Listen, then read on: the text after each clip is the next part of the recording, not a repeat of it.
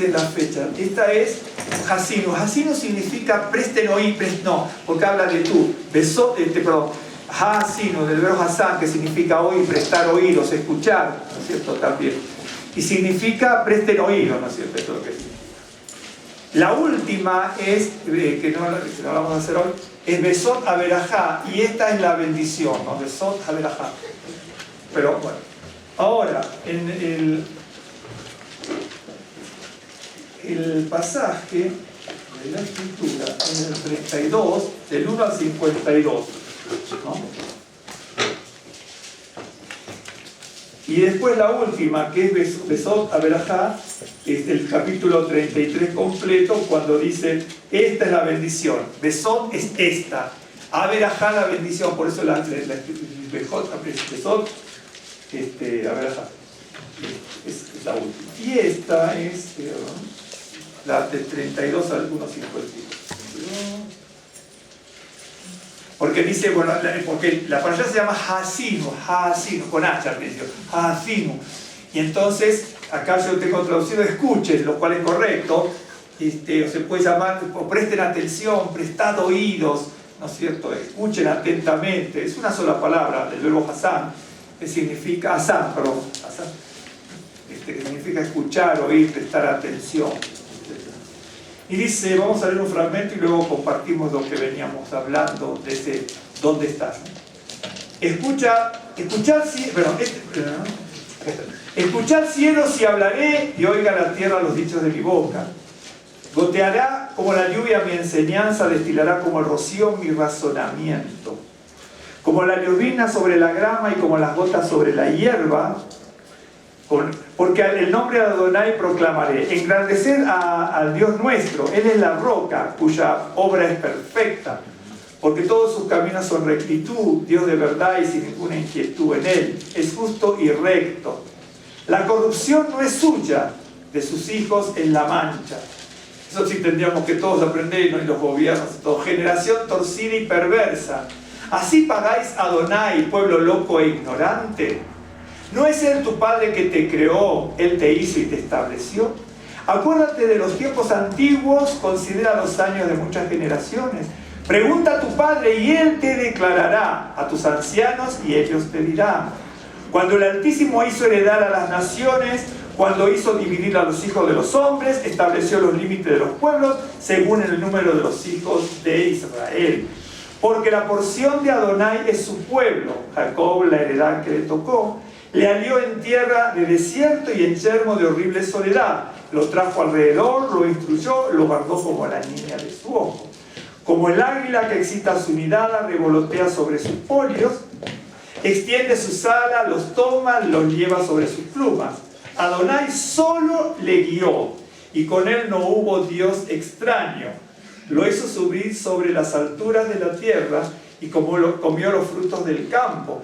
E hizo que chupase miel de la peña y aceite del duro pedernal, mantequilla de vacas y leche de ovejas, con grosura de corderos y carneros de Bayán, también machos cabríos, con lo mejor del trigo y de la sangre de la uva bebiste vino. Pero engordó Yeshurun es Israel, ¿se acuerdan? Es un apelativo de Israel. ¿No es cierto? Engordó Yeshurun y tiró coces. Entonces abandonó al Dios que lo hizo y menospreció la roca de su salvación. Le despertaron a celo con los dioses ajenos, le provocaron a ira con abominaciones, sacrificaron a los demonios y no a Dios, a dioses que no habían conocido, a nuevos dioses venidos de cerca, que no habían temido vuestros padres.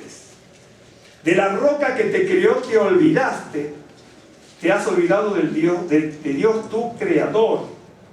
Y lo vio Adonai y se encendió en ira por el menosprecio de sus hijos y de sus hijas.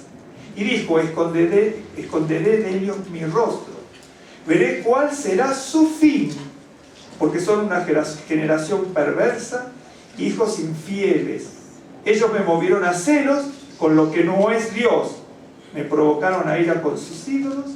Yo también los moveré a celos con un pueblo que no es pueblo. Los provocaré a ira con una nación insensata.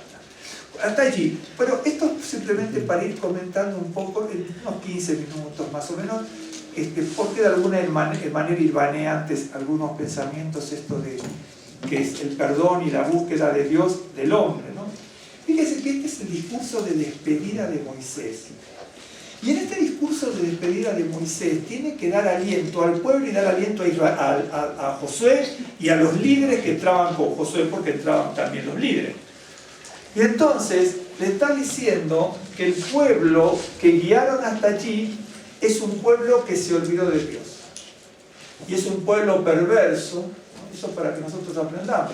Y es un pueblo, ¿no es cierto?, que motivó a celos a Dios porque adoraron dioses extraños. Es decir, yo lo aprendí de muy chico en la sinagoga, ¿no? Eso sí. De hecho que teníamos abuelos, era cierto. Pero después con el tiempo fuimos aprendiendo. Uno puede estudiar muchas cosas paralelas a la Biblia, puede estudiar muchas cosas complementarias a la Biblia para poder ejemplificar, para poder ilustrar, para poder captar simbologías, para poder captar ciertas cosas históricas, tradiciones que están en la Escritura y uno dice de dónde viene, ¿no es cierto? Uno tiene que aprender eso. Pero todo lo que nosotros estudiemos o hagamos para sustituir algo de la Biblia es absolutamente negar a Dios. Esa es la realidad. Es absolutamente negar a Dios. Entonces, el pueblo de Israel quería tener el oro y el moro y quería adorar al Dios de Israel y adorar otro tipo de cosas. Y entonces, bueno, esto es lo que le decía, ¿no es cierto? La Biblia, voy a buscar aquí, en el capítulo 3 de Génesis. Voy a buscar 2 o 3 cosas nada más. La Biblia es, si uno lo ve en cierta manera, la Biblia, ¿por qué digo en cierta manera? Porque el pasaje es altamente complejo. Pero si en cierta manera uno lo ve desde otro ángulo, la Biblia es terriblemente sencilla en describir la caída del hombre. Es tremendamente sencilla. Si uno después quiere acercarse a otras cosas, ya la cosa cambia. Pero Dios simplemente al pueblo, a Adán y Eva le dan una orden y un aviso específico, ambos. Es una orden y un aviso, y la serpiente los engaña, ¿no es cierto?, en creer que las cosas no eran como Dios le dijo, pero sin embargo ellos desobedecieron. Dios le da una orden simple y que tenían que hacer esto y no hacer lo otro. La orden es simple. Entonces en el capítulo 3, ¿no es cierto?, voy a leer, pero lo sabemos todos, pero sí tenemos que leerlo, en el verso 1. Pero la serpiente era astuta, más que todos los animales del campo que Adonai Dios había hecho, la cual dijo a la mujer: ¿con que Dios os ha dicho, no comáis de todo árbol del huerto? Y la mujer respondió. ¿Qué tenía que haber dicho aquí la mujer? ¿Sí o no? Punto. No. Pero ahí está lo que es ir del 1 al 2. Empieza... ¿Qué hizo la mujer? La mujer, lo que está haciendo aquí la mujer es hablar hasta por los codos. Entonces hablar hasta por los codos y empezar a agregar cosas a la palabra de Dios. ¿Me está siguiendo? Cuando yo estudio cosas paralelas a la Biblia para ilustrar, ejemplificar y aprender simbologías, tradiciones, cultura, eso es bueno. Pero cuando eso que yo estudio de afuera me añade cosas a la Biblia o me las cambia, como de la resurrección a la reencarnación, ese es un Dios extraño. Yo de este ejemplo le puedo dar docenas de ejemplos, porque sí tengo docenas de ejemplos de lo que hemos podido estudiar, incluso yo, ¿no es cierto? Y agregar dioses extraños. Y entonces aquí la mujer tenía que haber dicho, y Yeshua dijo, a Satanás le dijo a Yeshua: haz tal cosa, no porque tal cosa, haz tal cosa, no porque tal cosa. No le dijo, no porque sí que me parece que tal vez que a lo mejor. Eso fue lo que hizo Eva. Okay. Entonces dice, la mujer respondió a la serpiente: del fruto de los árboles del huerto podemos comer, pero del fruto del árbol que está en medio del huerto, dijo Dios, no comeréis de él ni lo tocaréis para que no muráis. Aquí está el Dios ajeno, tocar, porque no lo dice la Biblia. Ese tipo de cosas son cosas muy subjetivas que usted y yo tenemos que saber. Porque hay muchas cosas que yo incluso le puedo nombrar del Zohar, de la Kabbalah, del Midrashim, pero tomo las cosas muy puntualmente, ¿no es cierto?, para ilustrar y ejemplificar. Pero cuando yo agrego algo que va a comprometer el texto bíblico, eso es anatema, eso es jerem, eso es herejía. ¿Estás siguiendo? Eso es abominación. Eso es lo que dice la Escritura. Entonces uno tiene que aprender eso. Entonces uno dice, estudia aquí, estudia allá, me compro tal libro, tal otro. Pero hay que tener mucho cuidado con eso. Porque la mujer dice, incluso las dos primeras frases no están así en la Biblia. En el pasaje anterior no están de esa manera. Que comen esto, no coman aquello. Dice, no comeré de tal lado, punto. Y ella dice, no digo que comamos de todo, pero no. Y entonces dice, no, que no lo comamos ni lo toquemos. Y estamos agregando doctrina y doctrina y doctrina y doctrina. Eso en el judaísmo se ve mucho. Yo tengo un libro de un autor argentino, judío, muy bueno, ya fallecido el señor, era un teólogo, ¿no es cierto? No era rabino, pero era un teólogo y un hermeneuta muy grande en el judaísmo. Y entonces ilustra muy, muy bien este tipo de cosas, ¿no es cierto? Que a alguien se le dice, ¿vas a salir?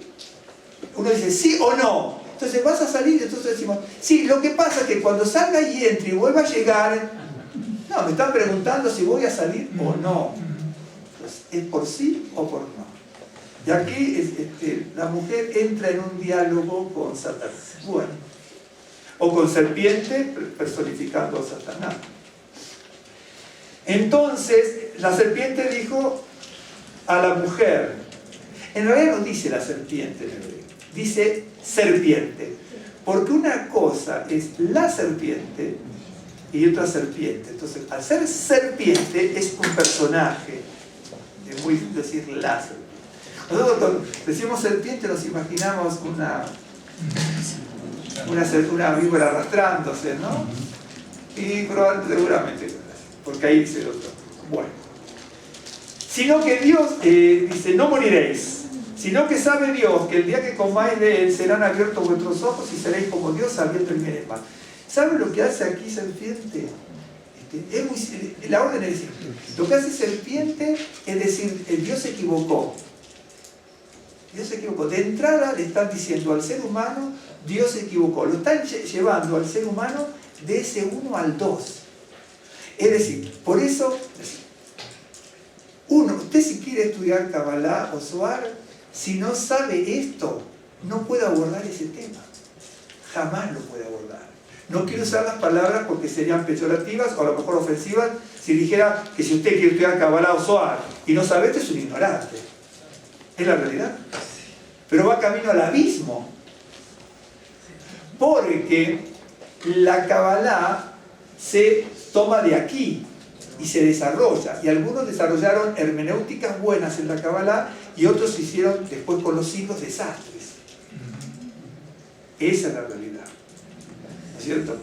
Entonces, lo mismo que el Zohar. Si usted lea el Zohar en español, para leer el Zohar en español y entender los pasajes, yo lo invitaría, ¿no es cierto?, usted, y le tomo un pasaje de aquí. Si usted no me lo sabe definir, el pasaje aquí, usted y yo no podemos leer el Zohar. No lo podemos hacer. Porque eso está elevado. Entonces, aquí está diciendo, de entrada Dios está equivocado. Y entonces, cuando usted lee la Kabbalah y el Zohar, la Kabbalah es inmensa. ¿Vieron cuando yo hablo de gematría aquí? Gematría es uno de los tópicos de la Kabbalah. ¿Vio cuando ustedes compran los libros y le viene Jochma, Binah, Da'at y todo el cuadro? Esos cuadros son multiplicados por miles, porque no es un solo cuadro, son muchísimos cuadros hasta terminar en Malhut. Y ese Malhut va a dar otro origen a Keter, a Malhut, pero ese Malhut, ¿no es cierto?, va otra vez a Jochma, Binah, Da'at, y se van desarrollando y desarrollando. Y la gente se compra los libros y quiere buscar la panacea de la vida, pero la panacea de la vida está aquí. Lo otro es la filosofía que se extrajo de aquí. ¿Me están siguiendo? Entonces uno tiene que tener mucho cuidado con eso. Entonces, dice, Dios se equivocó, porque sabe, ¿no es cierto?, que serán abiertos vuestros ojos sabiendo en el bien y el mal. Y vio la mujer que el árbol era bueno para comer y que era agradable a los ojos y árbol codiciable para alcanzar la sabiduría, y tomó de su fruto y comió y dio también a su marido, el cual comió de ella. ¿Qué está diciendo aquí? Es muy simple, hermano. Es decir, Dios me dio su palabra, pero ahora tomo la otra palabra. Tomo otra palabra y punto. Tomo de algo que Él no me lo dio a mí, porque me dijo que no lo haga. Y eso es lo que hacemos nosotros. Tenemos la Biblia, pero después buscamos 100 millones de libros, ¿no es cierto?, para buscar ciertas cosas. Bueno. Por supuesto que es mucho más profundo también.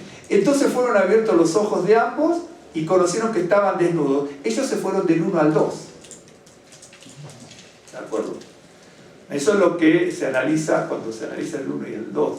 Acuérdense que la Aleph es el 1. Entonces fueron abiertos los ojos de ambos y conocieron que estaban desnudos.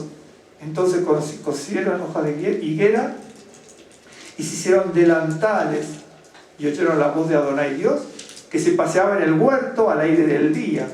Y el hombre y su mujer se escondieron de la presencia de Adonai Dios entre los árboles del huerto. Mas Adonai dijo, Dios llamó al hombre y le dijo, ¿dónde estás tú? Esto me voy a hacer la referencia a 2 o 3 minutos, un poco más. Y él respondió, oí tu voz en el huerto y tuve miedo. Pero antes escuchó la voz del Señor, que le dijo no coman, y no tuvo miedo. Ahora tuvo miedo porque se fue del 1 al 2. Ya estaba con Satanás, en definitiva. Y estando del lado, ¿te acuerdas? ¿No es cierto? Dios, ¿no es cierto? El sufrimiento de Dios no trae tristeza, ¿no? Pero el de Satanás causa temor, ¿no?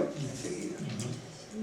No conocía el miedo. Claro, no lo conocía el miedo. Pero ahora que está del lado de Satanás, ¿no es cierto?, entonces ya empieza a tener temor, porque lo que produce Satanás en eso es eso. El Señor trae paz, ¿no es cierto? Trae shalom, trae nehemá, trae reposo, ¿sí?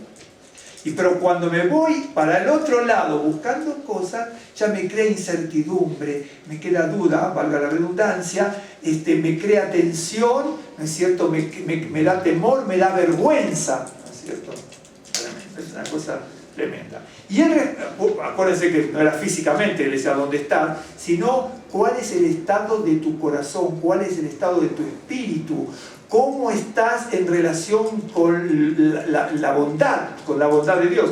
Y Dios le dijo, y él respondió, oí tu voz en el huerto y tuve miedo porque estaba desnudo y me escondí. Es decir, ir del 1 al 2 es ya sentirse desnudo.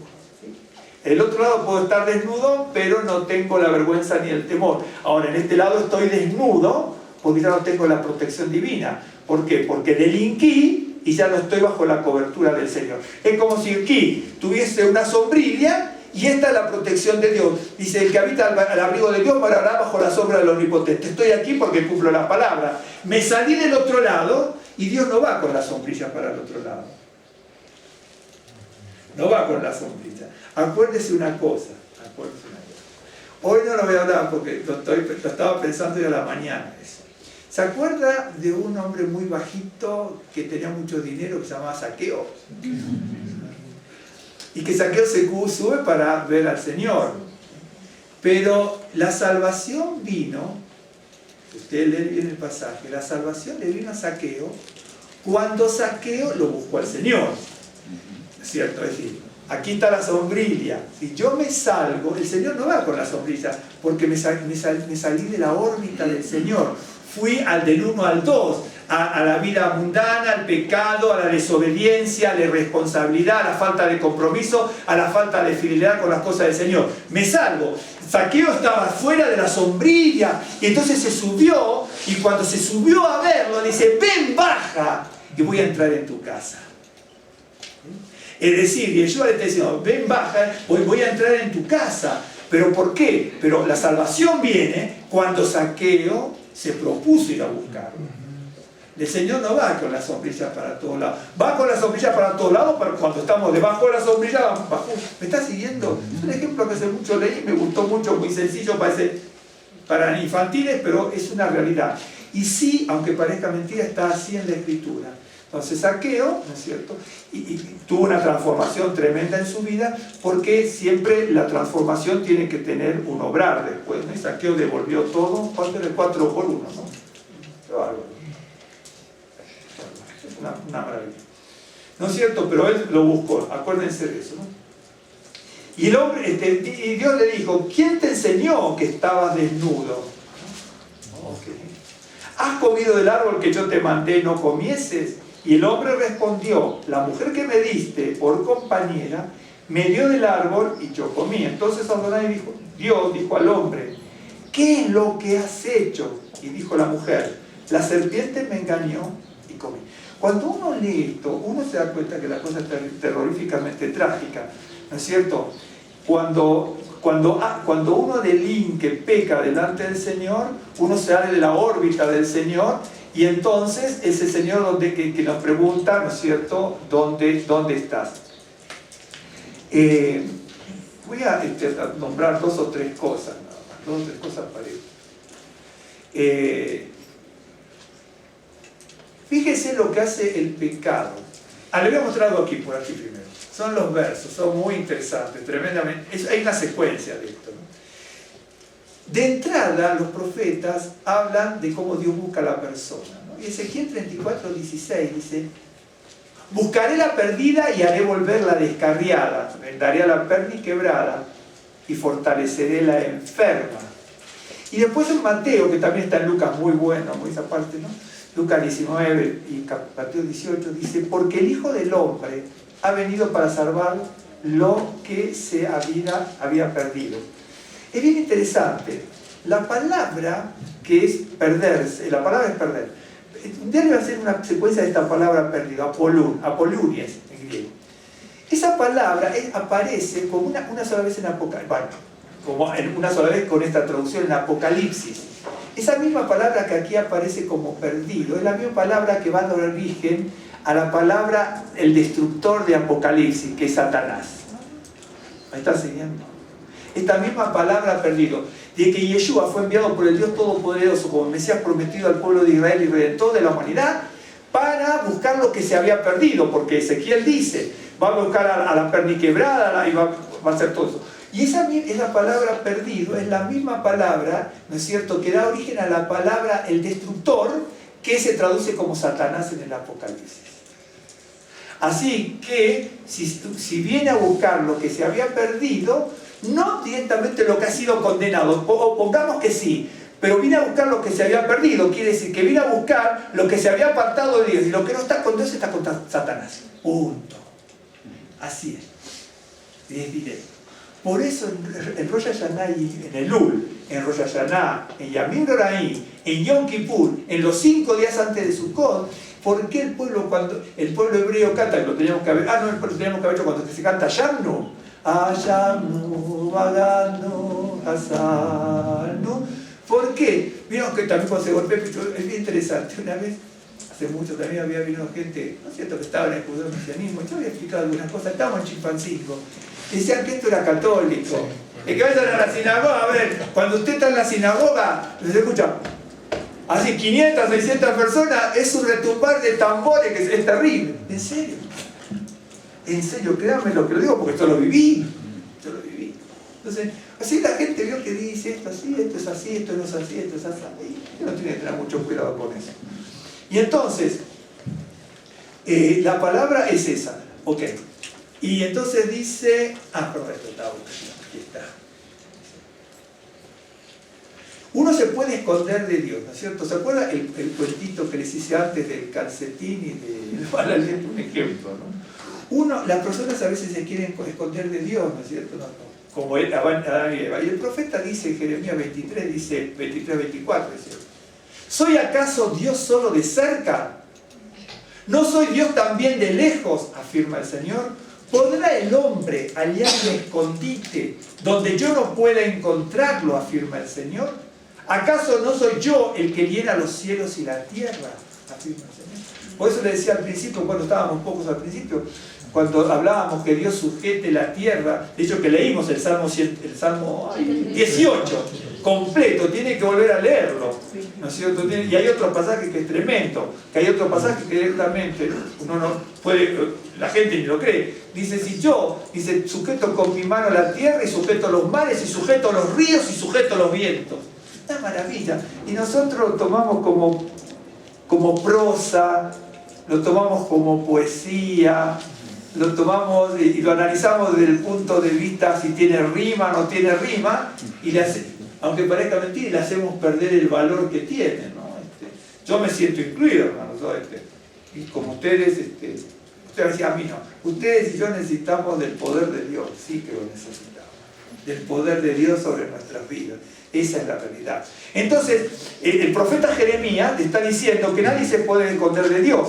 Y entonces, absolutamente nadie, ni que esté cerca, ni esté lejos, ni donde se quiera esconder, ¿no es cierto? Ok. Bien, te muestro algo rapidísimo. Uno quiere justificar. Adán se justificó diciendo, yo no tengo mucha culpa. Tú me diste una persona al lado mío que me corrompió. Y entonces Eva le dice, y yo tampoco tengo la culpa, a mí me corrompieron.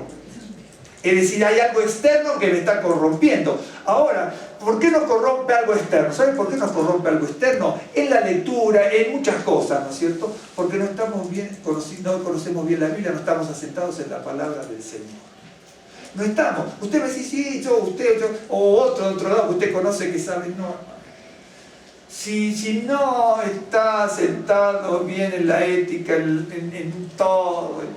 Hay mucha gente que puede conocer mucho la Biblia, pero se ocupa más del ladrillo roto que del corazón de la persona. ¿Se acuerda del ejemplo de antes? Eso está en los Midrashim. Un día lo voy a buscar porque no sé ni dónde estará. Pero ahora en un libro que tengo. ¿No es cierto? Cuando estaban construyendo la Torre de Babel, ¿no es cierto? Decía, ¡ay, se rompió un ladrillo! Pero no le importaba que el otro se cortó la pierna.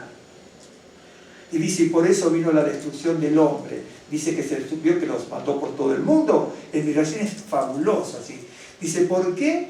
Porque, por eso vio que los confundió de lengua, porque les importaba más la tecnología para construir la Torre de Babel que la salud y la integridad de sus contemporáneos. Eso, el Midrashim, hay varios, no hay uno solo. De esto hay un montón de Midrashim, de estos ejemplos, ¿no? Y entonces, uno quiere esconderse y esconderse. Uno quiere justificar absolutamente todo. Y Adán se quiso justificar, y Eva se justificó y dice, ¿dónde están? Muy bien. Es una pregunta que nos hacen a nosotros. Por ejemplo, les muestro ejemplos. Miren. Éxodo 32, 21, 24. Miren. Los rabinos analizan muy bien esto también. Lo voy a leer. Dijo Moisés a Aarón, ¿qué te ha hecho este pueblo que has traído sobre él tan grande pecado? Pero Aarón es sumo sacerdote. ¿Se acuerda? Cuando dice, hay un pasaje, ¿no es cierto? Ay, eso fue Saúl. Dice Samuel, ¿qué hiciste, Saúl? Consentí la voz del pueblo. Entonces, la voz del pueblo es muy importante, pero la voz del pueblo tiene que estar sometida a la voz de Dios. Si la voz del pueblo me hace desoír y delinquir, o desoír la voz de Dios y delinquir, entonces ¿qué le dijo? Por eso le dijo, ya no puedes ser más rey. Porque tú tuviste un ídolo que fue algo que te separó de Dios. Y aquí pasa exactamente lo mismo. Hay muchos ejemplos, ¿verdad? Aarón le dice, esta traducción es muy buena, porque a veces en otras traducciones no se notan ciertas cosas. Y respondió Aarón, no se enoje mi señor, tú conoces al pueblo que es inclinado al mal, porque me dijeron, haznos dioses que vayan delante de nosotros, porque a este Moisés, el varón que nos sacó de la tierra de Egipto, no sabemos qué le haya acontecido. Y yo le respondí, ¿quién tiene oro? Apartadlo. Y me lo dieron. Y lo eché en el fuego. Y salió este becerro. Pero así está en hebreo, ¿eh? Así está en hebreo. Por eso, las gentes estas de la pirámide, no sé la blanca, de la de Torre de Babel, en vez de mirar hacia el cielo, miraba hacia la tecnología de la tierra. ¿Sí? Y entonces, como miraban hacia la tecnología, pero no levantaban la vista por lo ético y el del ser humano, se destruyó todo. Miren, hay una diferencia entre los egipcios y los hebreos, y entre el becerro de oro y el pueblo judío de esta época. Son todos ejemplos de Midrashim que están sacados de la Biblia. Esto los tengo aquí, así que voy a poner. Cuando... ¿Me están siguiendo? Ellos ya se durmieron. Hay algo de comer después, pero... Cuando en Egipto los egipcios querían adorar a ciertos dioses, por ejemplo, el dios Nilo, no levantaban los ojos al cielo, bajaban los ojos a la tierra esperando que el Nilo les trayese el limo. El limo es esa tierra negra fértil que llegaba para todos lados, lo mismo que el Jordán. El Jordán hizo lo mismo, por eso Josué se fue ahí. Porque venía el Jordán y por cientos de metros había limo a derecha y izquierda. No fue tonto, tal vez sí, en parte, ¿no es cierto? Por eso se fue a Jordán. Entonces los egipcios, cuando tenían que adorar al dios Nilo, no levantaban la vista, bajaban a ver cómo el Nilo venía, desbordaba y después cuando se bajaba un poco, les dejaba toda la tierra negra esa fértil, que era la supervivencia de Egipto. Esa era la supervivencia de Egipto. El hebreo, cuando estuvo en la tierra prometida, su tierra dependía de la lluvia. Por eso no bajaba los ojos, sino que los levantaba. ¿Estás siguiendo? Eso está en todos los midrashim. Dan con ejemplos tan sencillos la realidad de la vida y la supervivencia que Dios nos da. Cuando Aarón construye el becerro de oro, dice, mira, me salió esto. El becerro, ¿no es cierto?, tiene la cabeza así. ¿Sí? Y entonces adoraron al Dios que tiene la cabeza hacia abajo. Por eso, en el Ul, Rosh Hashanah y Yom Kippur, permanentemente, el pueblo tiene que estar arriba, en la sinagoga, en muchos cánticos. ¿Me estás siguiendo? El becerro, ¿me estás siguiendo? ¿Entendieron? Sí. Dice, construyan el becerro. ¿Pero qué es el becerro? ¿Tu Dios? ¿Pero hacia dónde mira? ¿Hacia la tierra como miraban los egipcios hacia el Nilo, hacia abajo? Entonces, en Rosh Hashanah y Yom Kippur se hacen hincapié en esto, en todo esto, pero que usted sepa, ¿no? Ciertos ejemplos. Entonces, para levantar los ojos, ¿no? Por eso, uno tiene que ir viendo todo esto, ¿no? Y entonces le dice, salió. Bien, tiene otro ejemplo aquí. Fíjese qué interesante. Adán y Eva, un ejemplo, hay muchísimos. Adán y Eva, Aarón, Saúl, en el 1 Samuel 15, 20. Yo sí he obedecido al Señor, insistió Saúl. He cumplido la misión que Él me encomendó. Traje prisionero a Agar. ¿Esto sabe lo que es? Es lo mismo, lo eché en el fuego y salió el becerro. Es lo mismo que no lo tocaréis. Se agregan cosas.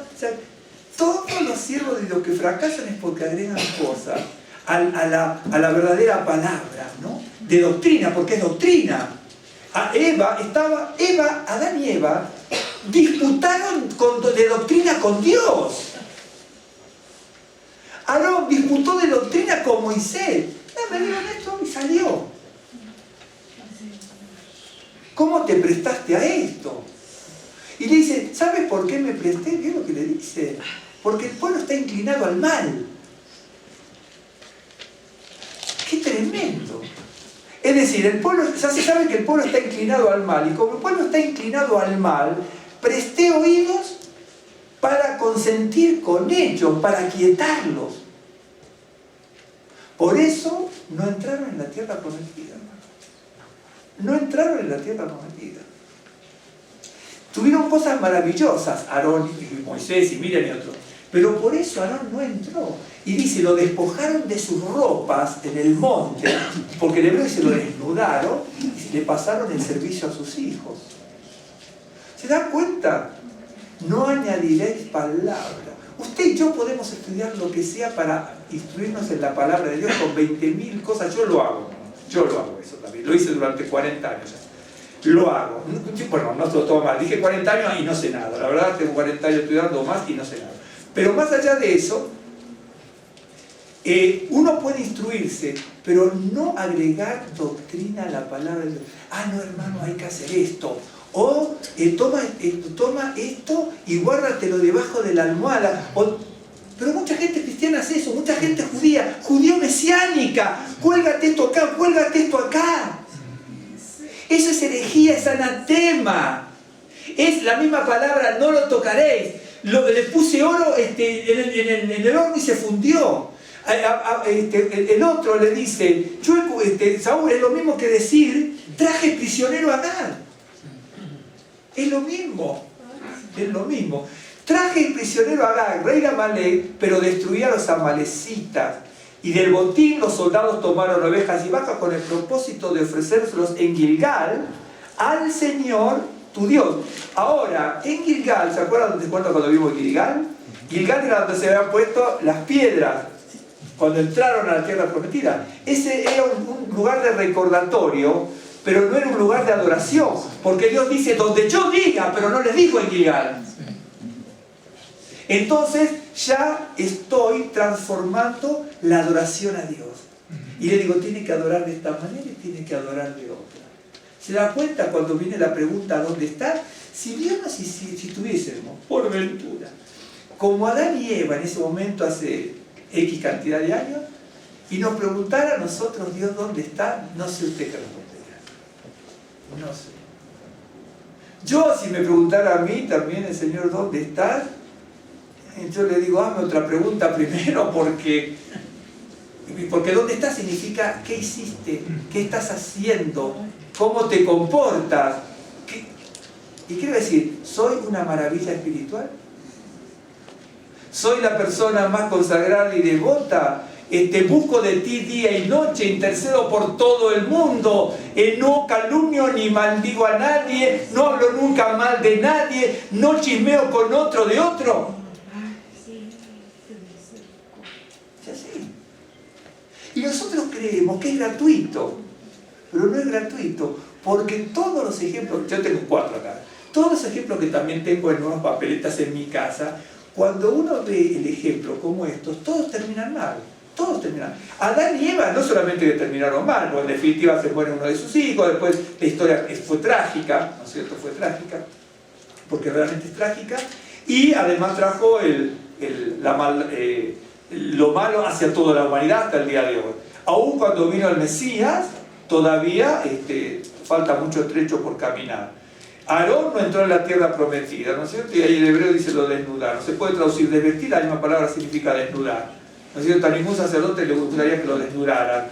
Por eso cuando mataron a Yeshua, vio que lo desnudaron. Pero no lo tenía por qué haber desnudado. Los romanos cuando colgaban, ¿no es cierto?, o crucificaban, no necesariamente desnudaban a la persona.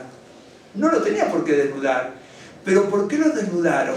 Porque, ¿no es cierto?, los sacerdotes, en el caso de Yeshua, siempre se tenían que vestir hasta aquí, todos ceñidos, ¿no es cierto? Y lo desnudaron, ¿no es cierto?, para humillarlo de la misma forma que humillaron a Aarón. Lo quisieron humillar como sacerdote y como representante del Dios Altísimo. ¿Se dan cuenta? Por eso, porque si no lo tenían por qué haber desnudado a los romanos. Pero ¿qué quisieron? Y que tenían que ver en ese sentido la desnudez, en ese sentido si es correcto decir así, ver la desnudez, ¿no es cierto?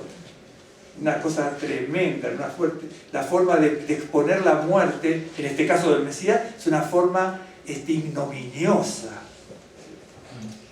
de afrenta, hacerlo, no solamente la muerte, aunque después vino la resurrección, sino hacerlo de esa forma ignominiosa para humillarlo, ¿no? Y entonces, ahora les muestro algo. Nosotros estamos justificando nuestras acciones, porque yo no quiero hacer preguntas a usted ni me la voy a hacer ahora a mí para contestarlas.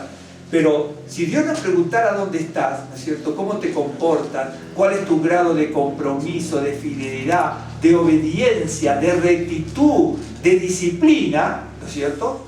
Entonces, teniendo en cuenta esto, miren lo que dice el profeta en Isaías 5, 20, 23. ¡Ay! Y esto es terrible, el ay, ¿no? Porque después viene la condena. No, ahora no lo vamos a leer, ¿no? Pero dice, ¡ay de lo que a lo malo dicen bueno!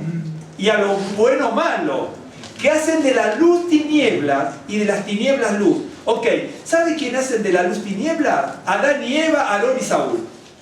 De los 3 ejemplos. Tenía otros más ejemplos en casa, pero dije no los quiero aburrir a los hermanos, entonces no voy a dar más.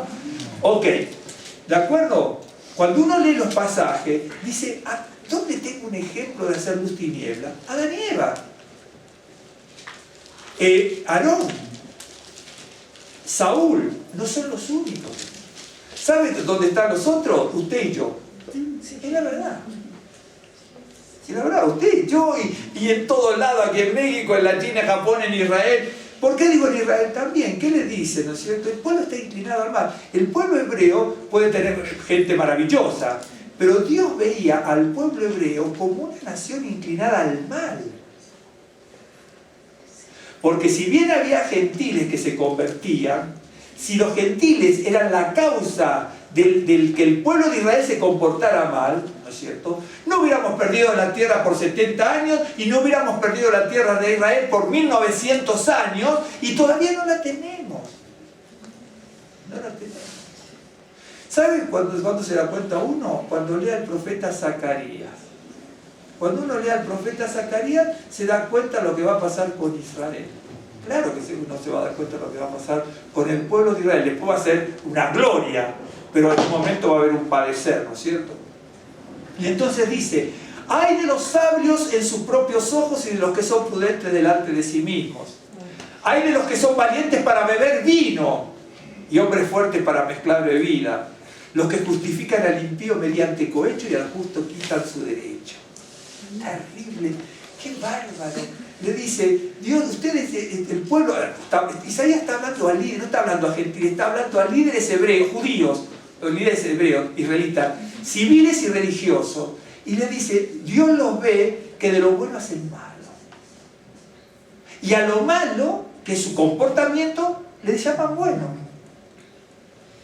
Por eso, el pueblo, los rabinos antiguos diseñaron un sistema de pedido de perdón, de súplica, que es todo el mes de Lul y 10 días hasta llegar a Yom Kippur, más 5 días hasta llegar a Sukkot, más todos los días de Sukkot hasta el último día, 2 meses, aunque parezca mentira, de súplica.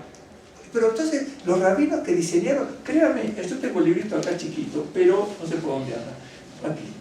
Este librito es el resumen de la Selijot. Pero el Maxor, esto está metido dentro del Maxor. Son durante 2 meses súplicas, oraciones, peticiones, dice clamar, súplica, petición, ruego, postración, posternación. ¿Pero por qué lo hicieron? Porque son el pueblo de Israel en aquel entonces, mientras se diseñó todo eso, y hoy somos santos. Entonces ahí es donde uno se da cuenta, ¿no? ¿Por qué pasan tantas cosas en el mundo? A Israel, ¿se acuerdan cuando leímos? Israel, nación, estás pasando un montón de cosas malas y te van a destruir. Mira que, para que no venga una destrucción mayor, qué tremendo eso a mí, no sé, algún día se le va a preguntar a Dios que en el más allá. Iba a venir la deportación por siglos, que era el mal mayor. Pero para que no le venga un mal mayor, Dios le mandó un mal menor. ¿Sabe cuál era el mal menor? Amós lo dice, terremotos, sequías, inundaciones, pestes, plagas. Y eso es para que se arrepintieran y no fuesen por los siglos de los siglos deportados, porque es hasta el día de hoy, hermano. Y el de Amós está 2600 años para atrás. Entonces quiere decir que el terremoto era un mal menor. ¿Y cómo tembló usted y yo con el terremoto? Porque no me diga, hermano, no me la cuente, porque no se la creo ni que me la dibuje, ¿eh?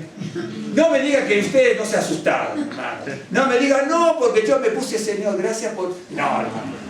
No, ¿sabe por qué? Porque no se lo creía a Nuki. ¿Por qué se lo digo? Ni usted me lo creería a mí. ¿Sabe por qué no? Porque la Escritura lo dice. Cuando pasaron estas cosas, en un momento David dice, clamaron a gritos y a gran voz. En serio. Y el temblor, la sequía, las plagas, las pestes, cosas virulentas, decíamos. ¿Se acuerdan cuando leímos una parte? Eso era para que se arrepintieran y no invadieran los ejércitos y los deportaran para siempre de Israel.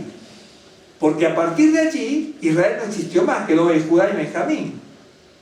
Y hasta el día de hoy son bueno, serían 2.600 años de que la nación de Israel perdió la tierra de Israel del norte.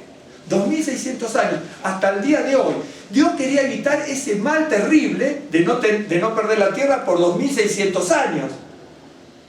Y para eso le envió males menores. Y un mal menor era el terremoto. Y nosotros nos pegamos el susto de nuestras vidas. Porque quien les habla, donde estábamos parados con Rosa, nosotros estábamos en Tlacotalpan y Campeche, a una cuadra de donde hacíamos las reuniones antes, en la Chilpancingo, 2 cuadras, 2 calles, ¿sí? Bien, hermano. Vimos la muerte, había sensación de muerte en el ambiente. Se movían los edificios, los vidrios se caían, se cayó una pared a 20, 30 metros, la pared de un edificio de un tercer o cuarto piso se desplomó. Creo que no pasaba nadie en ese momento. Se me ocurre que no pasó nadie en ese momento allí. No pasó nadie. No pasó nadie, dijeron en ese momento, ¿no? Cercaron enseguida, ¿no? Entonces estábamos viendo eso. El edificio gigante que está en Insurgentes y Campeche, que tiene no sé cuántos pisos, se hacía así, y la gente era, créanme lo que era, yo también, nosotros clamamos en hebreo, en griego, ya no sabíamos qué clamamos, se lo puedo asegurar, hasta en lengua, yo no sé si en lengua extraña. Claro, usted me dice, no, yo estaba sentado, hermano, no, pero porque la Biblia dice lo contrario. Y la gente, mientras nosotros gritábamos y clamamos en hebreo, en español, ya no sabíamos qué cantar primero, la verdad.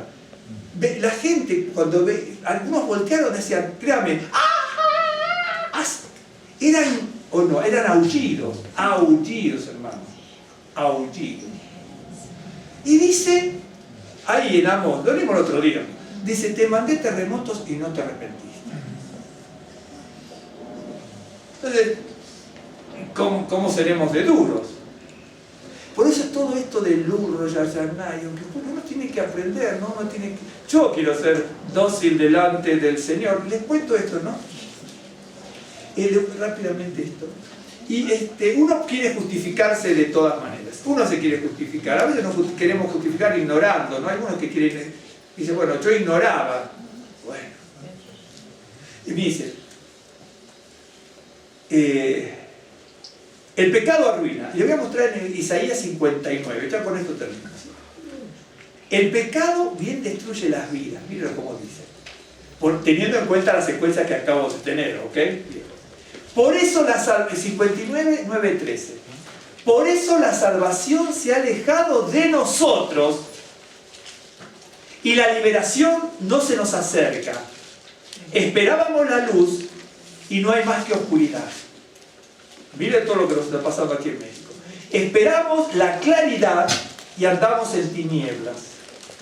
Andamos a tientas como ciegos junto a una pared, como si no tuviéramos ojos. En pleno mediodía tropezamos como si fuera de noche.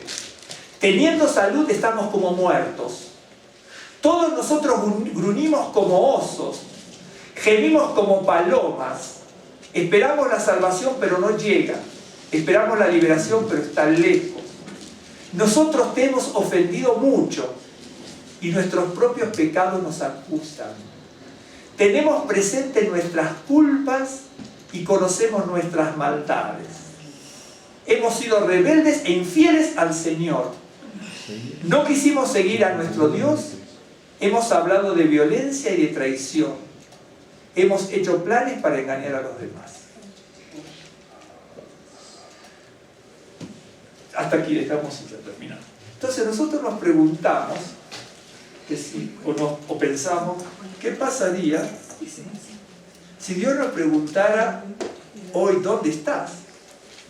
Si es una secuencia, me faltaron otros pasajes, bueno, pero por el tiempo, ¿no? Pero, así, hice una secuencia y si ustedes saben los pasajes intermedios entre Isaías 5 y el 59, se va a dar cuenta que Isaías los va llevando al pueblo de Israel, los va llevando, es un increscento. De repente viene una palabra de bondad, pero el Dios no te desamparará, ¿no es cierto? Pero cuando dice ese tipo de cosas, Dios no te desamparará, al ratito le larga, pueblo infiel, ¿no? Porque cuando nos largan el dulce, no te desamparará, ya nos inflamos. Y entonces ¿vio lo que dice? Dice, buscamos la salvación y no la encontramos por ningún lado.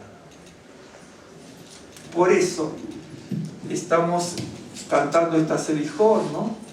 Y la vamos a completar el Dios mediante Yom Kippur. Yo les sugiero a ustedes que el convivio pequeño que tengamos, pequeño mucho, mi abuela siempre me decía, a veces no teníamos para comer, créanme lo que le digo, pero la historia es muy larga. No teníamos para comer, ¿no es cierto? Y mi abuela nos daba algo, ¿no es cierto? ¿Sí? Me decía, Illo, que lo poco pase por mucho. Sí, porque para mis padres pasaba una situación en un momento terrible. No teníamos para comer, apenas nosotros, los niños, chicos, comían, pero los grandes no. Fue terrible, créanme que fue terrible esa época, terrible, duró mucho, bastante. Y la abuela, mientras yo tenía 9, 10, 11, 12 años en esa época. Y mi abuela decía, Illo, dice que lo poco pase por mucho. Entonces, los que puedan y los que no pueden, no traen, que lo podamos compartir. Yo sugiero el Shabbat subsiguiente. El Shabbat siguiente no vamos a ir con hambre físico, pero esperemos no con hambre espiritual. Esa es la realidad. Pero sí, si nosotros venimos a querer comer el Shabbat a la noche del Yom Kippur, nos vamos a ir muy tarde. Porque si uno dice, bueno, vamos a cumplir... Por ejemplo, el horario de México es, según una teología, es a las 8, creo. Según la otra, porque hay dos teologías. Dos teologías. En general es a las 8. La que sigue la teología del Rabino Tam, que es pariente de Rabbi Rashi, que sigue esa teología por los horarios, ¿no es cierto? Porque hay que hacer otro tipo de oración. Es 8:37, ¿ok? Entonces supongo que empezamos a comer a las 8, vamos a terminar mínimo a las 1/4 para las 10, hasta que limpiamos todo aquí, nos vamos a ir a las 11, 12, y en esta época, confiando en que no va a haber masismo, yo hablaba con los hermanos mucho, bueno, antes que llegaran todos, que había hablado de eso del número 32, ¿no? Ya algún día lo terminaré los miércoles, pero lo mismo. Le decía que con esta secuencia, esperemos que México cambie, el mundo también, y ya no exista mucho más este tipo de cosas. O si no, que exista dentro de 32 años. Así que los que somos grandes estamos salvados. Por algunos lo va a vivir. Yo estoy hecho, ¿no? Si es dentro de 32 años, yo grito albricia, ¿no? Es de aleluya, porque eso seguro no voy a estar presente. Pero, ¿cómo? No, 32 no, yo lo siento, no. Ya no la libramos. Sí, no, pero realmente ahora vamos a hacer una oración, bueno, y vamos a hacer las verajot. Y vamos a orar también por todas las personas que perdieron familias aquí, ¿no? Porque son mucho más de lo que dicen, ¿no? Yo estaba leyendo de Puebla, de Oaxaca, escuchando, y perdí a mi cuñado, ¿Vieron esa iglesia que estaban haciendo, ¿cómo se dice? El bautismo, ¿vio? Que adaptó sacerdote a todo el mundo, montaron 12, pero hubo muchos más, pero porque murieron muchos más, pero de esa familia murieron 12, estaban con el bebito allí, le cachó pero desde altísimo, a mí me llamó la atención que ¿cómo? La cúpula, le cayó la cúpula en el medio del servicio, los traspasó,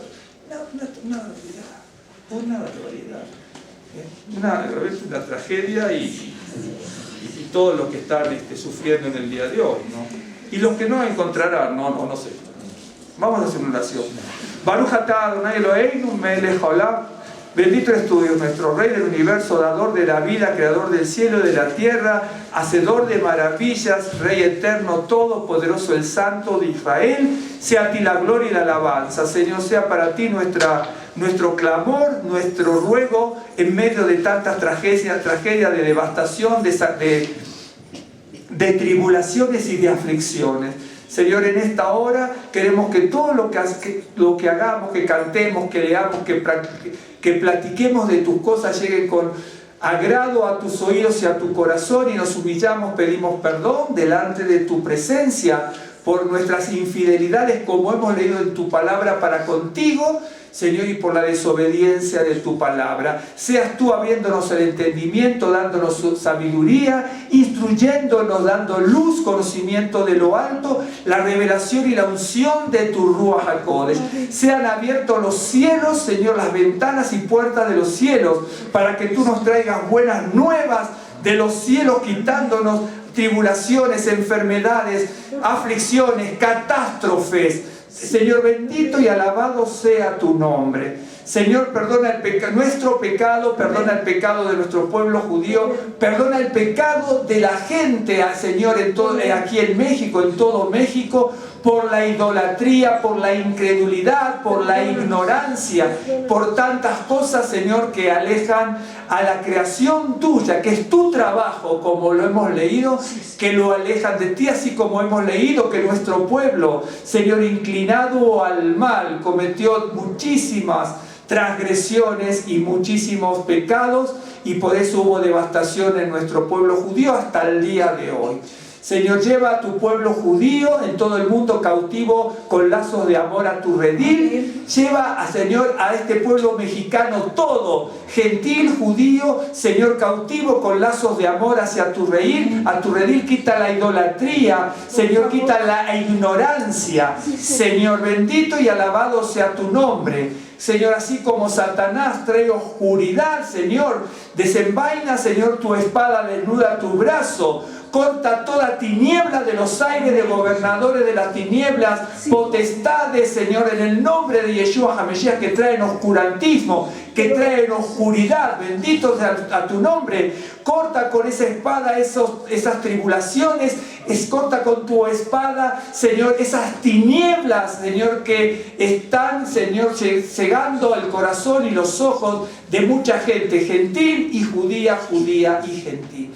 Y así también a nosotros, si tenemos esas tinieblas que nos impiden crecer y nos impiden madurar, quítalas de nuestros ojos, quítalas de nuestra mente, quita las tinieblas de nuestro corazón y de nuestro espíritu, Señor. Y que, como dice tu palabra, si hemos pecado, Señor, y nuestros pecados, Señor, traen ese color rojo como la grana, que verdaderamente con Yeshua HaMashiach sean más blancos que la nieve en nuestras vidas. Bendito y alabado sea tu nombre.